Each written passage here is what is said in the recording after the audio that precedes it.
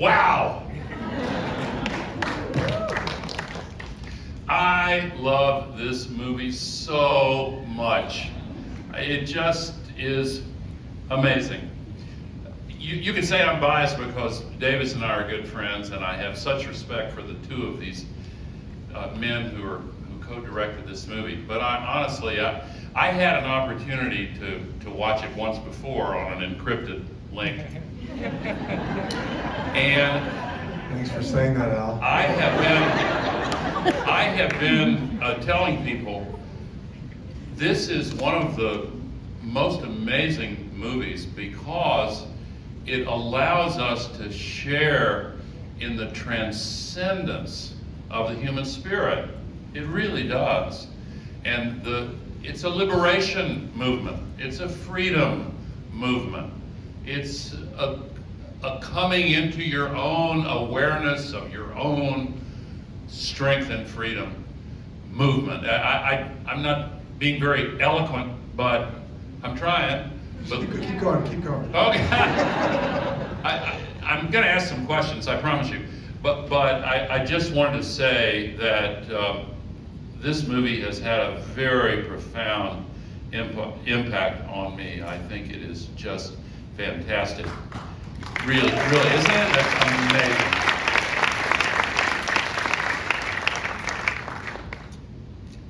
Tell me about the way the two of you work together. How did this partnership work? It's a great question. I think we have to go back a little bit.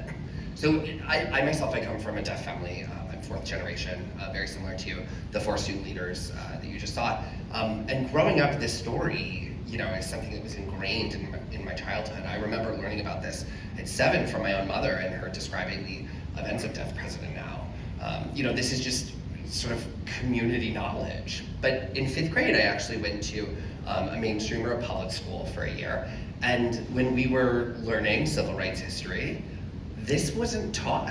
And this is one of the biggest civil rights movements, certainly not just for our community, but for our country. And that was really when I realized people don't know about this at all. So I always had that in the back of my mind, that this is a story that should be shared with a larger world. When I had a chance to bring this project to Concordia, I actually approached Jonathan King first. That was about 6 years ago, and in explaining the history, he was thrilled to be a part of it, but also shocked that he hadn't heard about this history that had sort of been erased. This was something that we wanted to share with audiences far and wide, whether that's from an audience like yourselves or a middle school or high school. So we actually dove into this project initially as a scripted film, and we had hired a couple writers to put the scripts together. But at the first pass, we were not satisfied, to no one's surprise. And the more we looked at different iterations, we realized that the format of a scripted project doesn't really lend itself to telling the layers and the nuance of this story. Because as you can see, this is so much more than just a movement to appoint a deaf president. This involves generational trauma and layers of oppression and discrimination. And a scripted version or a format just simply wouldn't lend itself to that, which is when I had a chance to meet Davis. And Davis at first pass of the script said, no, this has to be a doc. And the rest is history from there, right? So Davis, you said this should be a documentary. Yeah, and the script, Niall and Jonathan King gave me the script to possibly direct the scripted version. And there were, Hollywood can play with facts a little bit. And there were some scenes where Jerry was in bed with his girlfriend, and someone was banging on the door, and then he burns down the lacrosse shed. And it was all bullshit. And I said, let's look at the archive. And Gallaudet had this incredible archive of all that footage. And I just feel like I'm just drawn to real personal stories. And I thought, what if we just interviewed these four? And what if we told the story in just this 1 week period? So the minute the movie starts, you're in day one, and at the end of the movie, it's the end. And what if you just made this movie like a ticking clock? And the biggest thing is, like, I'd never co-directed a movie before, and to do it with Niall was just really special because I can't speak to the deaf experience. And so we needed each other. And I thought it was really a wonderful new challenge for me. Why do you think it is that this story was so widely known in the deaf community, but became forgotten, essentially, in the hearing community? I think it's very typical for a hearing society to forget those deaf stories, or really any disabled or marginalized stories. I think if you look at what the deaf and disabled community have done to shape America and also world history, you can see that so much of that has fallen by the wayside of sort of common knowledge. So I don't know if there's a specific reason behind why, but I think that's just sort of, the human nature. I think, we tend to value, sort of the majority. And, I think that we are seeing now more and more that people are finding value within deaf stories. Davis, this is the first time you have been a co-director. You've made so many great movies on your own as a single director. What was it like for the two of you to work together? Because that's the first time you've done that. Yeah, and I told my daughter Stella that I was going to do this, and she goes, "Dad, that's a terrible idea. You don't listen to anybody."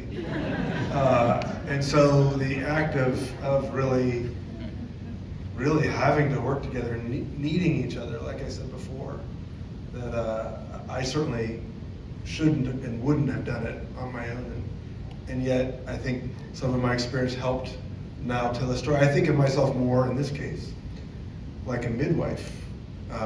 It's Niall's baby. He thought of it, he pushed for it, he gestated it, but I've delivered a few babies, so I thought I could be your midwife. So.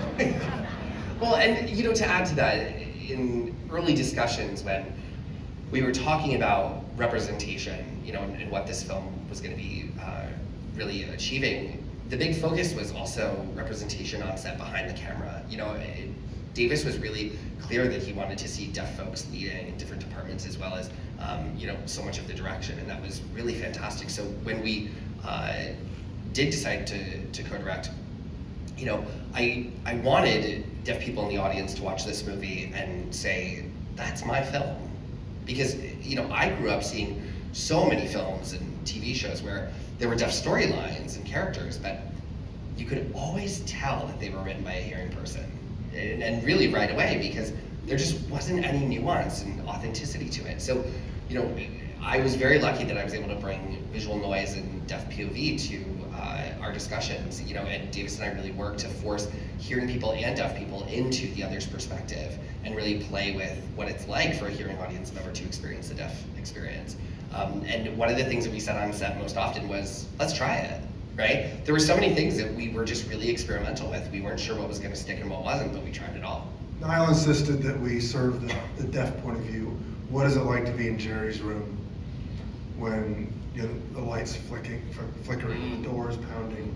What is it like to be in those moments? And there's a friend of Niall's that came up with this theory of visual noise, which I thought was really interesting. Talk about that a little bit more. Visual noise. Explain that concept. Yeah. So, again, growing up and seeing deaf representation on TV, it was often very limited, but there was always sort of this, consistent theme that deaf people couldn't hear, and therefore they had no relationship with noise or with music. Ironically, I have a twin brother who is as deaf as I am and is also a professional DJ. And deaf people do in fact appreciate music in such different ways, right? We see it, we feel it. The way that we engage in our environment is much different. For example, if you're driving and you see a sudden shift in the mirror, right, of your rearview mirror, if it starts to tremble, you can tell that there's some sort of loud noise around you or somebody else's music in another car. So Davis and I had the really unique challenge where we wanted to break the mold of the perception, of how deaf people see the world. We wanted to provide places where we could show that visual noise and really invite you into the experience, which is a little bit of what we built in. I was struck by how often the two of you decided to shift from the hearing perspective to the deaf perspective. And all of a sudden, as a hearing person, I realized in watching and listening to the movie, okay, I'm now in the world of the deaf and experiencing this story in a way similar to the way deaf people do. How did you decide when and how often to shift back and forth? I think most of the deaf POV is places where we wanted to make those sudden shifts in perspective, or other scenes, like for example with Spillman. In the beginning it wasn't something that was built into sort of our initial planning, but as we were making the film, moments would sort of jump out and sort of demand that was a moment of shifting, and so we just sort of played with it in discussions. We were able to make it happen. It's a really fascinating thing that audiences are used to cutting to black a lot. It's a language that we're used to, but we're not used to cutting to full silence. It feels like a mistake. And so we really had a learning curve, and Michael Hart, our editor, who's a big part of this, all experimented with how you do it, and we realized that the only way to do it is do this radical shift from hearing to deaf, and then slowly feed in these sort of pressure sounds. But it's interesting how we talked about it, because I would describe it to Niall, and we talked through what the experience was like for me, and then Niall would describe what experience was like for him. And it's an unusual thing, because when I imagine telling a story, I think of one audience. Where are they in this moment when they're watching the movie? But we're both serving two audiences, which is an odd thing to try to do.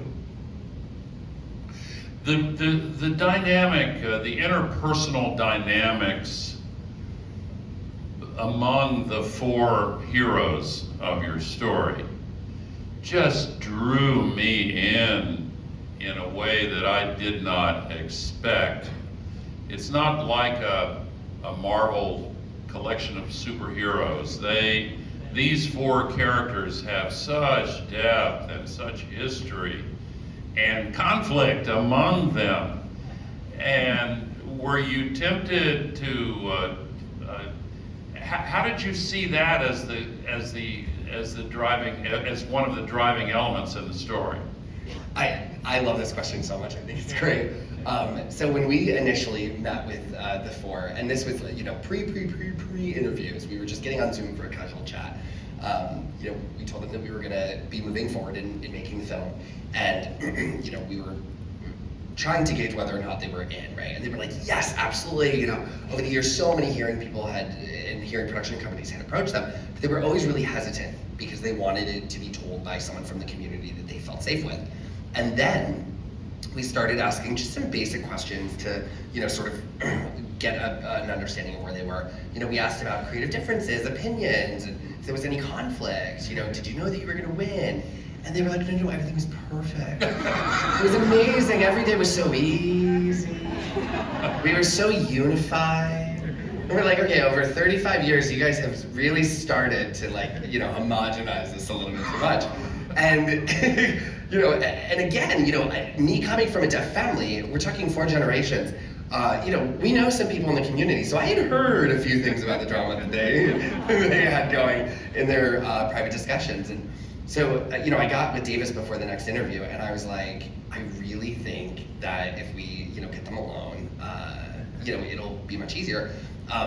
But also, I think we should ask them, because they're also from deaf families, if they wouldn't mind sharing their stories. And once we got into sort of the personal side of things with them one-on-one, they really opened up. And how we structured the interviews was that Davis was next to the camera with them. And then, I was in another room, and we did that because Davis, being a hearing person, would be asking bigger, wider, broader questions to things that I might already know.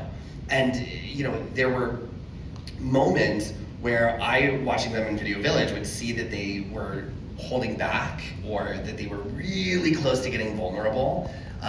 These texts to my phone, And from now going, go back there and ask him that. Oh yeah. So it was a really interesting process to sort of pull it out of him, but yeah. Well, you're bowing to Niall on the interviews, but let me just say to this audience, I have had personal experience with Davis's interview technique. I've seen your soul out. Oh my! Well, you say that. It was hard to come out once I was in there. You're saying that jokingly, but I'm gonna say this, that one of the, forgive me for talking about the movie that I had the privilege of working with Davis on, that he did. But one day we started an interview at a hotel on the Shutters, yeah. at Shutters, and we started about noontime or after lunch, and the questions, in one way, it was a little bit like a child who you answer and then he said, yes, but why? Sound like that? And no, you didn't. That was an editorial Wow. position. No, not at all. I'm from Tennessee, Al. Forgive me. I feel like Zins are saying, I'm sorry if I offended you. But seriously, I learned things about myself that I only came to understand when I was forced by Davis to answer his damn questions and all of his follow-up questions. And I was thinking of that experience, particularly this watching the movie and hearing the interviews. So knowing that you were even further arming him with those texting questions, these four didn't have a chance. It's so true. It is so true. What a great partnership. Now, how did you come away from this project feeling about Spillman? Oh, obviously fantastic. I was very excited, but at the same time, I was terrified. I was very nervous. We were going to be showing this to an audience of deaf people, and this was their story. We had one smaller screening where we showed it to some deaf folks, and then we had one at Gallaudet University. As much as Deaf President Now is a big part of my own history and my story, it's really a story that belongs to the community, and if we didn't do it justice, I would never live it down. And really, their opinions were the number one thing for me. To see a deaf community come and show up for this movie and be happy about it and fall in love with it and cry with it was really, it was life-changing. And this film, couldn't possibly encapsulate the entirety of the deaf experience, right? This is one protest. This is such a very singular moment in time in so many ways. But again, when we finished this film and started to see, what was going on in the United States right now, it felt more timely than ever. It felt so reflective of the unrest and the protests that we're seeing all across the country, as well as the polarization of our opinions. I think so many people in the US need this film. I think a lot of us have forgotten how to protest and have forgotten about the fact that collective action requires us to move past our minor disagreements. I think when we finished this film, it was very exciting, but it was even more thrilling to see that this, provides, I think, a little bit of inspiration for folks to move past those, minor conflicts in order to, come together in a unified front and fight a larger issue.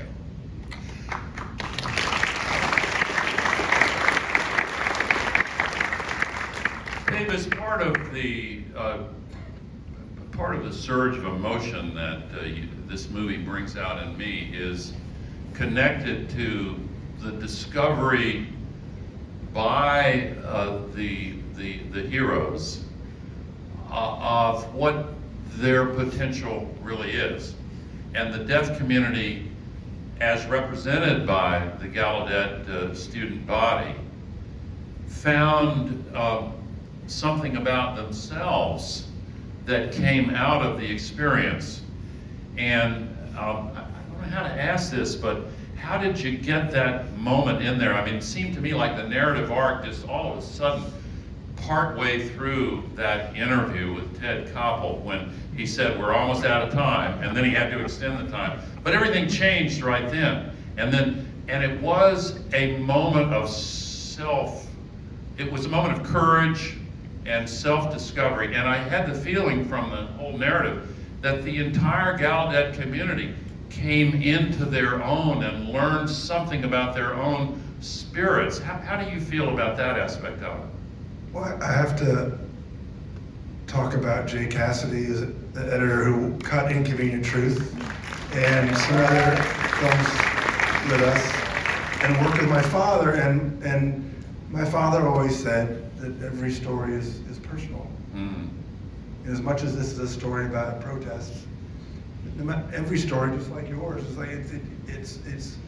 And in fact, at the beginning, I think you were reluctant. You said, "Well, this is not about me," you know. But every good story is about a human being, and to see, you know, Jerry's father, you know, experience being put in the basement. Mm. To see Tim's grandfather go through Columbia without an interpreter, lip reading and getting 3 degrees. You see this personal story that comes through. And so it leads very much to this idea and some of it's just asking questions and finding the core truth of everybody. But when Greg on Nightline says, I want to be as deaf as I can be. Yeah. Instead of putting his hearing aid in, instead of going along and saying, and it's not just true in the deaf community, it's true for all of us, instead of saying, well, I'm going to make it work, I'm going to adapt to the wider expectation of me, I'm going to find my core truth. Mm. And if I find my core truth, then I can speak from a core belief that is unstoppable. And that was meaningful to me. Like, I don't, you know, so, so, yeah. You want to comment on this, Niall? The liberation in the minds and hearts of the deaf students during this experience. They were transformed by this week that you portray. Absolutely. You know, looking at them, I mean, these were babies, these were teenagers, you know, they're 19, 20 years old, and, you know, they're young and perhaps not confident enough, you know, perhaps the courage just isn't there. But, you know, if you've spent your entire life being shamed for being deaf, being shamed for using sign language and being underestimated, you know, I think that does build something within you. You know, again, with this film, I think we really wanted to comment on, you know, the beliefs that were really ingrained in our community from those experiences of oppression. You know, it brought about sort of, I think, a lot of just sort of passive acceptance. And I think, you know, for Greg to say, like you mentioned, I want to be as deaf as I can. You know, while that's such an impactful moment, that's also the first time that he says anything like that. It's the first time that I think he looks at the barriers that people have just given him to accept his whole life and says, no, right? You know, I think that's the moment where he finds, you know, space to stand up and challenge it. And I also think that has to be really refreshing, right? That has to be very liberating to feel like you can just be yourself. And more than just be yourself, you can be proud of it. Yeah, and you had connected in an earlier comment, I want to ask both of you this question. You connected, Niall, this story to what is going on in the United States today, and I want both of you to elaborate on that. What can we learn from this victorious, transcendent liberation story? It's a civil rights victory. And it's a human victory. What can we learn from this that is relevant to what our country is going through right now? To be honest, you know, I think this just proves the power of collective action. And I think it's as simple as that. You know, what you're seeing is, you know, 4 students who have to come together quickly to get what they deserve. But also you see the conflicts that they're faced with. I mean, even Bridgetta says, it's great that we got our first female president, but, is that enough? They were so divided back then, and even in internal discussions, there was still a divide of, what they would prioritize. You see that Jerry wants to lead, right? And you have Greg, who's not sure who's leading it at times. But the fact that they were all able to look past that and come together, I think, speaks to the power of collective action and being a unified front. I think we need to put down so many of our polarizing opinions that prevent us from fighting the larger systemic issues, and to me, that's really key.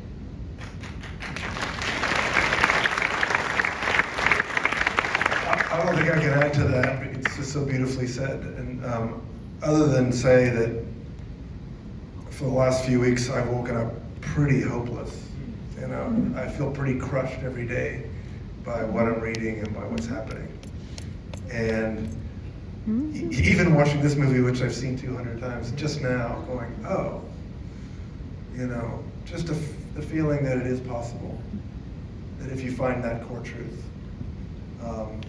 and that there were a lot of kids on that first day who weren't involved and didn't believe, but if enough people do it, a momentum can build, and it gives me hope. I need this movie right now, so it helps me to watch it. Yeah. It helps me too. That's kind of what I was trying to say at the very beginning of this time on stage here. It really helps me a lot. I'll say again, I love this movie. I really love this movie. But I want to come back to how the two of you worked out your partnership in co-directing. Were there any real struggles? Were there rough spots? Probably not, I'm sure. But Just don't say.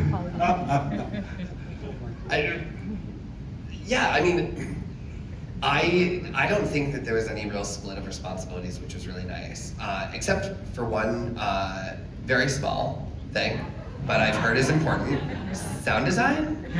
Davis was like, "Do you want to come for the mix?" And I was like, "You do know that I can't hear, right? But I fully trust you have a great time doing whatever that is." Whatever that is. you remind me of the scene where where she says, Brigida said, "What's this microphone for?" Right. But yeah,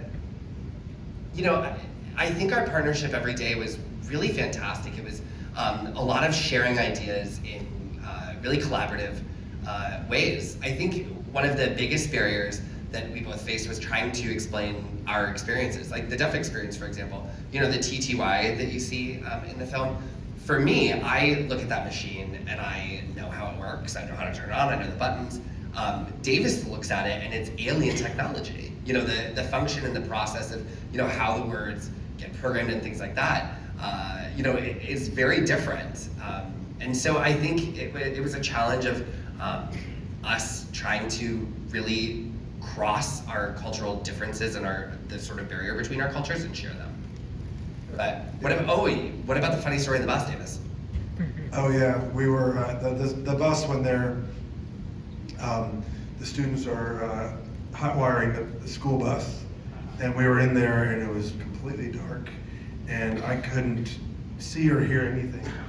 And I look over to Niall and he's got a flashlight on his hand and he's doing to Gray across the bus and to the actor on the other side of the bus.